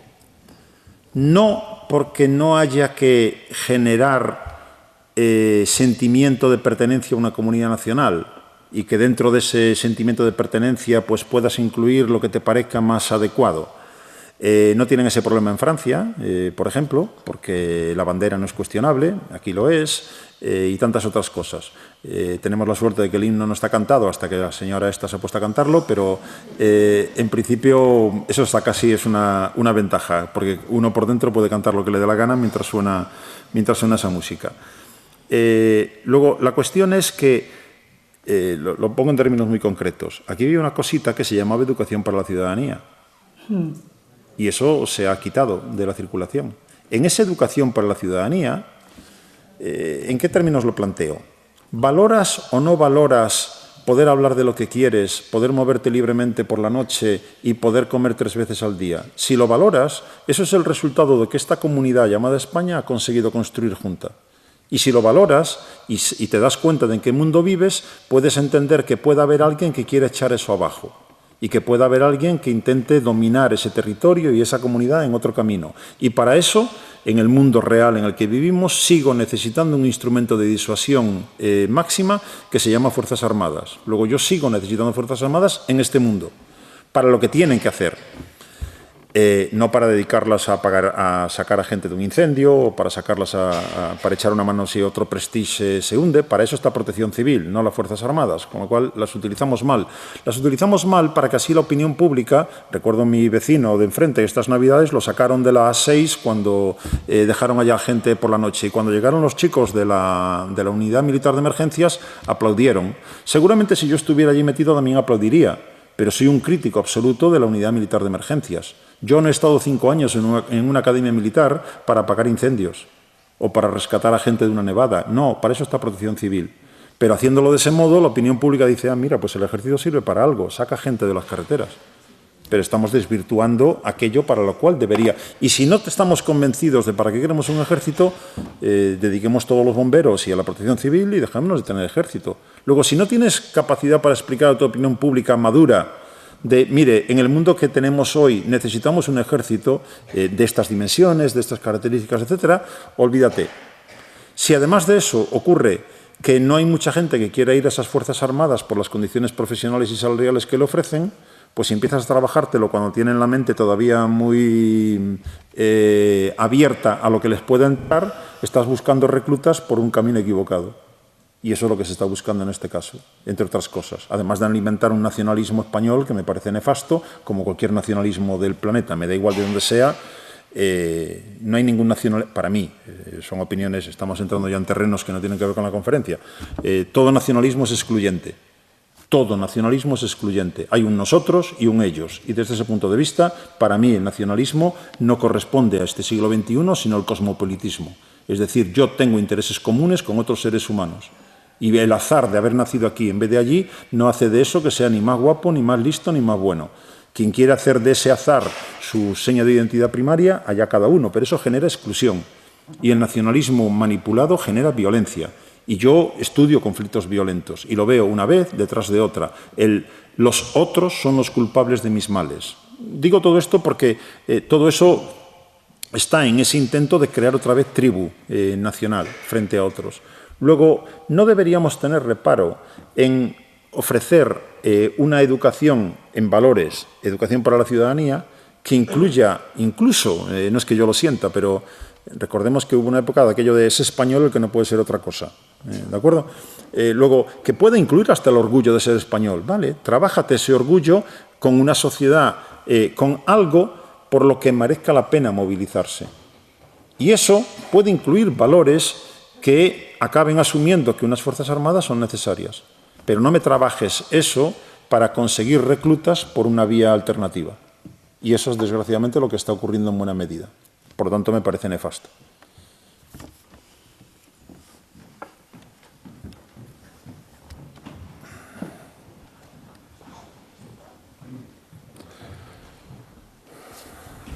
Hola.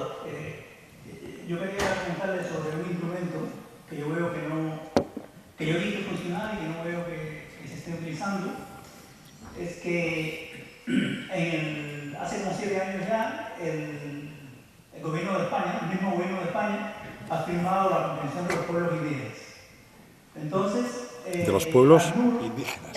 Habla de los desplazados, pero un ejemplo a poner en Latinoamérica, nosotros los criollos hemos hecho las fronteras esas y entonces eso no incluye los territorios de las naciones aborígenes que están ahí, ¿no?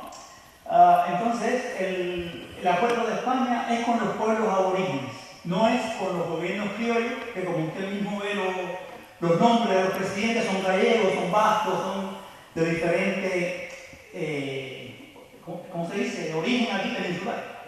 Y bueno, el criollo es una persona construida que está formado biológicamente por una parte española, quizás una parte inglesa, es así.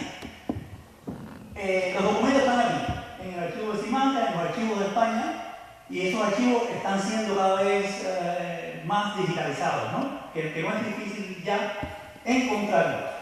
Pero a pesar de que España ha firmado eso hace 7 años, a pesar de que durante la celebración del quinto centenario gastó millones y millones, no me acuerdo los millones que gastó, y el partido ese, el presidente del partido ese, usted mencionó Pessoa, González, ¿no? Se llama González, en ese año, en 1992, en ningún momento trató los derechos de los pueblos indígenas, que están documentados. Los pueblos indígenas en México, en Perú, en Colombia, tienen documentos que atestiguan sus territorios. Pero sin embargo, el ejemplo de España está ayudando a la pacificación de Colombia, y en toda esa pacificación, ni en La Habana, ni en Colombia, ni nada, usted ve a un jefe indígena sentado en la mesa. Si el indígena está ahí, está abajo de la mesa, porque no está sentado ahí, no se ve. Si no, miren en YouTube todos los noticieros y todo eso. Este mecanismo puede funcionar si usted requiere a la OIT, usted que está acercándose a la fábrica esa, requiere a la OIT y requiere al Global Compact, al Pacto Global, que Mogatino es el que lo tiene. Entonces, la Convención de los Pueblos Indígenas, junto con el Pacto Global, junto con la OIT, tienen que apoyar eso. Hay otro punto ahí. Los pueblos de Yemen está compuesto por pueblos tribales, son sheikh de eso, ¿cómo es? Es un estado y hay varias naciones tribales. Se le puede requerir a Arabia Saudita en las Naciones Unidas, a nivel internacional, como se le puede requerir a España a nivel internacional por tener estancados los documentos indígenas en los archivos. Eso no se puede hacer. Y la ACNUR no se ocupa de eso. La ACNUR ahora mismo, el Amazonas está dividido entre no sé cuántos estados. Perdone, ¿cuál es la pregunta? Que tienen que implementar eso. El Canadá lo tiene implementado ya. Y usted puede requerir a nivel internacional de la ONU a través de la Convención de los Pueblos Indígenas. Si no funciona el marco de la Unión Europea, si no funciona la ACNUR, porque no puede cumplir todo, este mecanismo sí lo puede hacer. Porque está funcionando ahora mismo e incluye el derecho castellano. Incluye el derecho castellano. El Canadá está funcionando. Hay naciones indígenas del Canadá que tienen acuerdos firmados con la Corona de España. El acuerdo global dice naciones indígenas. Entonces, ese instrumento aquí, no sé si es porque no se quieren acordar del título central. Gracias, perdone, creo que ya está planteada la cuestión, creo. Bueno, gracias. La Unión Soviética está sacando petróleo de los aborígenes también, se lo estaban viendo en Alemania. Digo, la Unión Soviética, Rusia. No tengo nada que decir. Bueno, al final la pregunta no ha quedado clara. Yo voy a aprovechar los últimos minutos, aparte de para agradecer a Jesús la extraordinaria claridad con la que nos ha... Claridad, ¿qué he dicho? Claridad. Con la que nos ha explicado un asunto tan complejo como es el de las armas en el mundo y todos los conflictos que se relacionan. Me ha parecido un mensaje muy claro y muy lúcido, y querría aprovechar esa lucidez para preguntarte, como experto y haciendo un poco recopilación de todos esos golpes que estamos recibiendo y los que has anunciado que vamos a recibir, ¿cuál es tu propuesta de solución para los que queremos que esto no continúe? Quiero decir, teniendo en cuenta todo lo que has dicho de que la sociedad civil y nos organizamos, unos colaboran, otros no, los gobiernos también, pero ¿qué podríamos hacer nosotros, los que estamos aquí en esta sala, para contribuir a cambiar la situación? Porque yo muchas noches no duermo pensando qué más podría hacer. Solución. Otra conferencia. Ya, no, y además que evidentemente con las limitaciones obvias de capacidad para entender el mundo en el que vivimos. Somos dos cosas, básicamente, quienes tenemos el privilegio de vivir en países como este. Somos consumidores y somos ciudadanos. Depende de nosotros cómo utilizamos esa doble condición.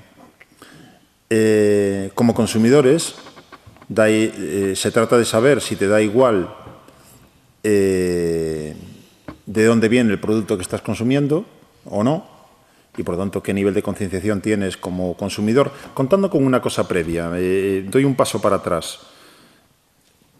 Yo por lo menos me asumo a mí de esa manera. Cada uno elige cuál es su nivel de contradicción. Vivimos en permanente contradicción con nosotros mismos y tú eliges cuál es tu nivel de contradicción, dado que tienes el privilegio de elegir. Quiero decir, no, bueno, yo ya dedico parte de lo que gano a una ONG, pero podría estar ahora mismo en República Centroafricana echando una mano y además podría mi casa abrirla y que viva quien quiera dentro de mi casa, y además podría, por lo tanto, tú te plantas en un nivel de contradicción y a partir de ahí tienes que asumir que no eres coherente con todo lo que dices. Luego, partamos de ahí, porque es que si no nos estamos engañando a nosotros mismos. A partir de ahí, vuelvo donde estaba. Como consumidor depende de lo que haces como consumidor. Si te da lo mismo eso, si el balón está hecho por un niño esclavizado en la India, pero a mí me cuesta 2 euros, con lo cual, ¿qué más me da lo del niño o no me da igual? Y como ciudadano, los que tenemos el privilegio de ser ciudadanos, podemos ser elegidos como representantes de otros o podemos elegir a nuestros representantes libremente. Claro, volvemos a lo mismo, depende cómo utilices esa condición. Y es decir, si tú eliges a tu representante porque es del mismo equipo de fútbol que tú, no le pidas después que haga no sé qué con la deuda externa de no sé qué países, que tú lo has elegido porque es del mismo equipo de fútbol que tú. Y por lo tanto, si tú lo has elegido porque salen en las imágenes con un niño en brazos y el que tiene un niño en brazos es que es buena gente, pues que luego no te sorprenda si ese tipo no es tan buena gente. Depende cómo lo haces. Y por lo tanto, también al revés, ser representante de otros. Pues depende si a ti eso te dice algo o no para apuntarte a esa historieta, sabiendo que te vas a manchar hasta arriba. Es decir, los puros, los fundamentalistas, quedan fuera de este juego. Porque en su torre de marfil pura de yo no me contamino con nada, yo no traigo con nada, pues evidentemente no hay, lo digo a veces en esos términos, no, mira, ya sé que eres muy bueno jugando con el balón con las manos, pero aquí se juega con el balón con los pies. Y por lo tanto, o te quedas fuera del campo de juego y haces malabarismos con tus manos, pero no influyes en nada de lo que está ocurriendo, o te metes a intentar darle con el balón en los pies y lo vas a hacer peor que otros. Pero de vez en cuando darás una patada y a lo mejor hasta puedes meter un gol. ¿De acuerdo? Por lo tanto, para mí es desde ese nivel de contradicción inicial en el que nos movemos todos, pues en términos también realistas, pues ¿qué hacemos en esa doble condición de lo que tenemos como privilegiados de este planeta, que es que consumimos, otros no consumen, y que tenemos la capacidad como ciudadano de tener una serie de derechos y todavía también una serie de deberes? Pues depende de lo que hacemos con ellos. No resulta, como ves, en fin, me ocurre habitualmente cuando algo va por este camino, ¿lo que he dicho es una fórmula mágica que resuelve el problema? No. ¿Es llamativa? ¿Es un titular? No. Es así de aburrida. Es así de andar por casa. Pero creo que no. Lo otro sería irnos directamente a carta a los Reyes Magos. Y, en fin, no sé si descubro algo, pero los Reyes Magos no existen. Bueno, pues si no hay más preguntas, vamos a terminar porque tenemos que dejar el salón a una hora determinada. Quiero, antes de terminar, decir alguna cosilla de tipo anuncio, por así decir. Como esto es un ciclo, tenemos que advertir también lo que va a suceder mañana. La próxima conferencia va a ser el día 26, jueves, no viernes como hoy. Día 26. Lo recalco porque ha habido alguna pequeña confusión, en algún momento ha constado el 27. Bueno, pues repito. La próxima conferencia, que estará dada por una periodista especializada en el mundo internacional, va a ser el día 26, aquí en el mismo sitio. La siguiente y última sería el 4 de mayo. Sería una mesa redonda a cargo de distintos activistas que están trabajando in situ en Serbia, por ejemplo, y en otros lugares donde se está cociendo pues el problema, la tragedia de los refugiados. Otra cosa que quería decir es que, no lo dije al principio, tal vez podría haber sido en su lugar, que esto está organizado por el colectivo Indignado. Con él colabora el voluntariado de la UBA y también colaboran otras organizaciones. Y lo digo a propio intento. Lo digo porque muchas veces, todos los que estamos aquí, seguramente, y otros muchos, pues estamos preocupados por organizar cosas, organizar conferencias, etcétera, etcétera. Extraordinario, muy bueno, muy interesante. Pero a veces nos superponemos y hacemos a lo mejor lo mismo y logramos juntar a 4. En vez de a 400, si nos juntáramos todos. Por tanto, el colectivo Indignado ha hablado con otras 2 organizaciones, concretamente con el Comité Óscar Romero y con la organización Umoya, que están trabajando temas de refugiados. Nos hemos juntado y hemos dicho, desde aquí en adelante, todo lo que signifique refugiados y preparar cosas en torno a este tema, lo vamos a hacer juntos. Lo digo aquí para que quede bien claro y por si la idea es buena y os parece interesante, pues tal vez podríamos multiplicarla y no solamente organizar sobre un problema 4 organizaciones sobre ese mismo problema, hacer lo mismo, en vez de 4 podemos ser 8, ¿no? Con lo cual tal vez ahorraríamos tiempo y espacio y ganaríamos en eficacia. Por fin, decir que también el colectivo Indignado está trabajando la acción de la caravana. Si a alguien le interesa participar en ella, va a ser en julio y más detalles irán llegando y por tanto podéis preguntarnos en cualquier momento por dónde va el proceso y con mucho gusto pues lo diremos. Ojalá seamos capaces de formar un autocar, llenar un autocar desde aquí, desde Valladolid, para sumarnos a otros autocares que saldrán desde otros sitios y juntos ir a Italia, donde este año va a ser la 3ª caravana. La primera fue en Grecia, en Tesalónica, y la segunda fue en Melilla. Pues la tercera cerca de Lampedusa, en Italia. Y por fin, terminar dando las gracias a todos los que habéis asistido. Por supuesto, empezando por Rodrigo, continuando por Jesús y terminando por vosotros, sin los cuales no hubiera sido posible pues dar esta conferencia tan interesante, tan completa, tan documentada y al mismo tiempo tan incisiva y tan práctica, porque lo que os ha dicho, por ejemplo, Rodrigo, pues es algo que podríamos colaborar en ello y en esa intención estamos. Muchas gracias y hasta el día 26.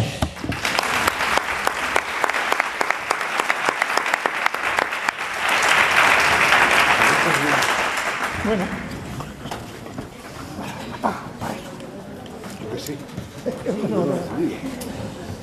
Jesús, muchas gracias. Nada, muy bien. Muy bien. Y afortunadamente ha habido preguntas, ha habido cosas. Este cacharro me tiene pasmado. Es una cámara, entonces. Es una cámara, sí.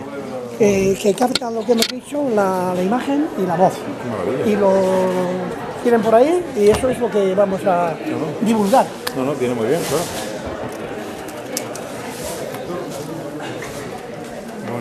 Bueno.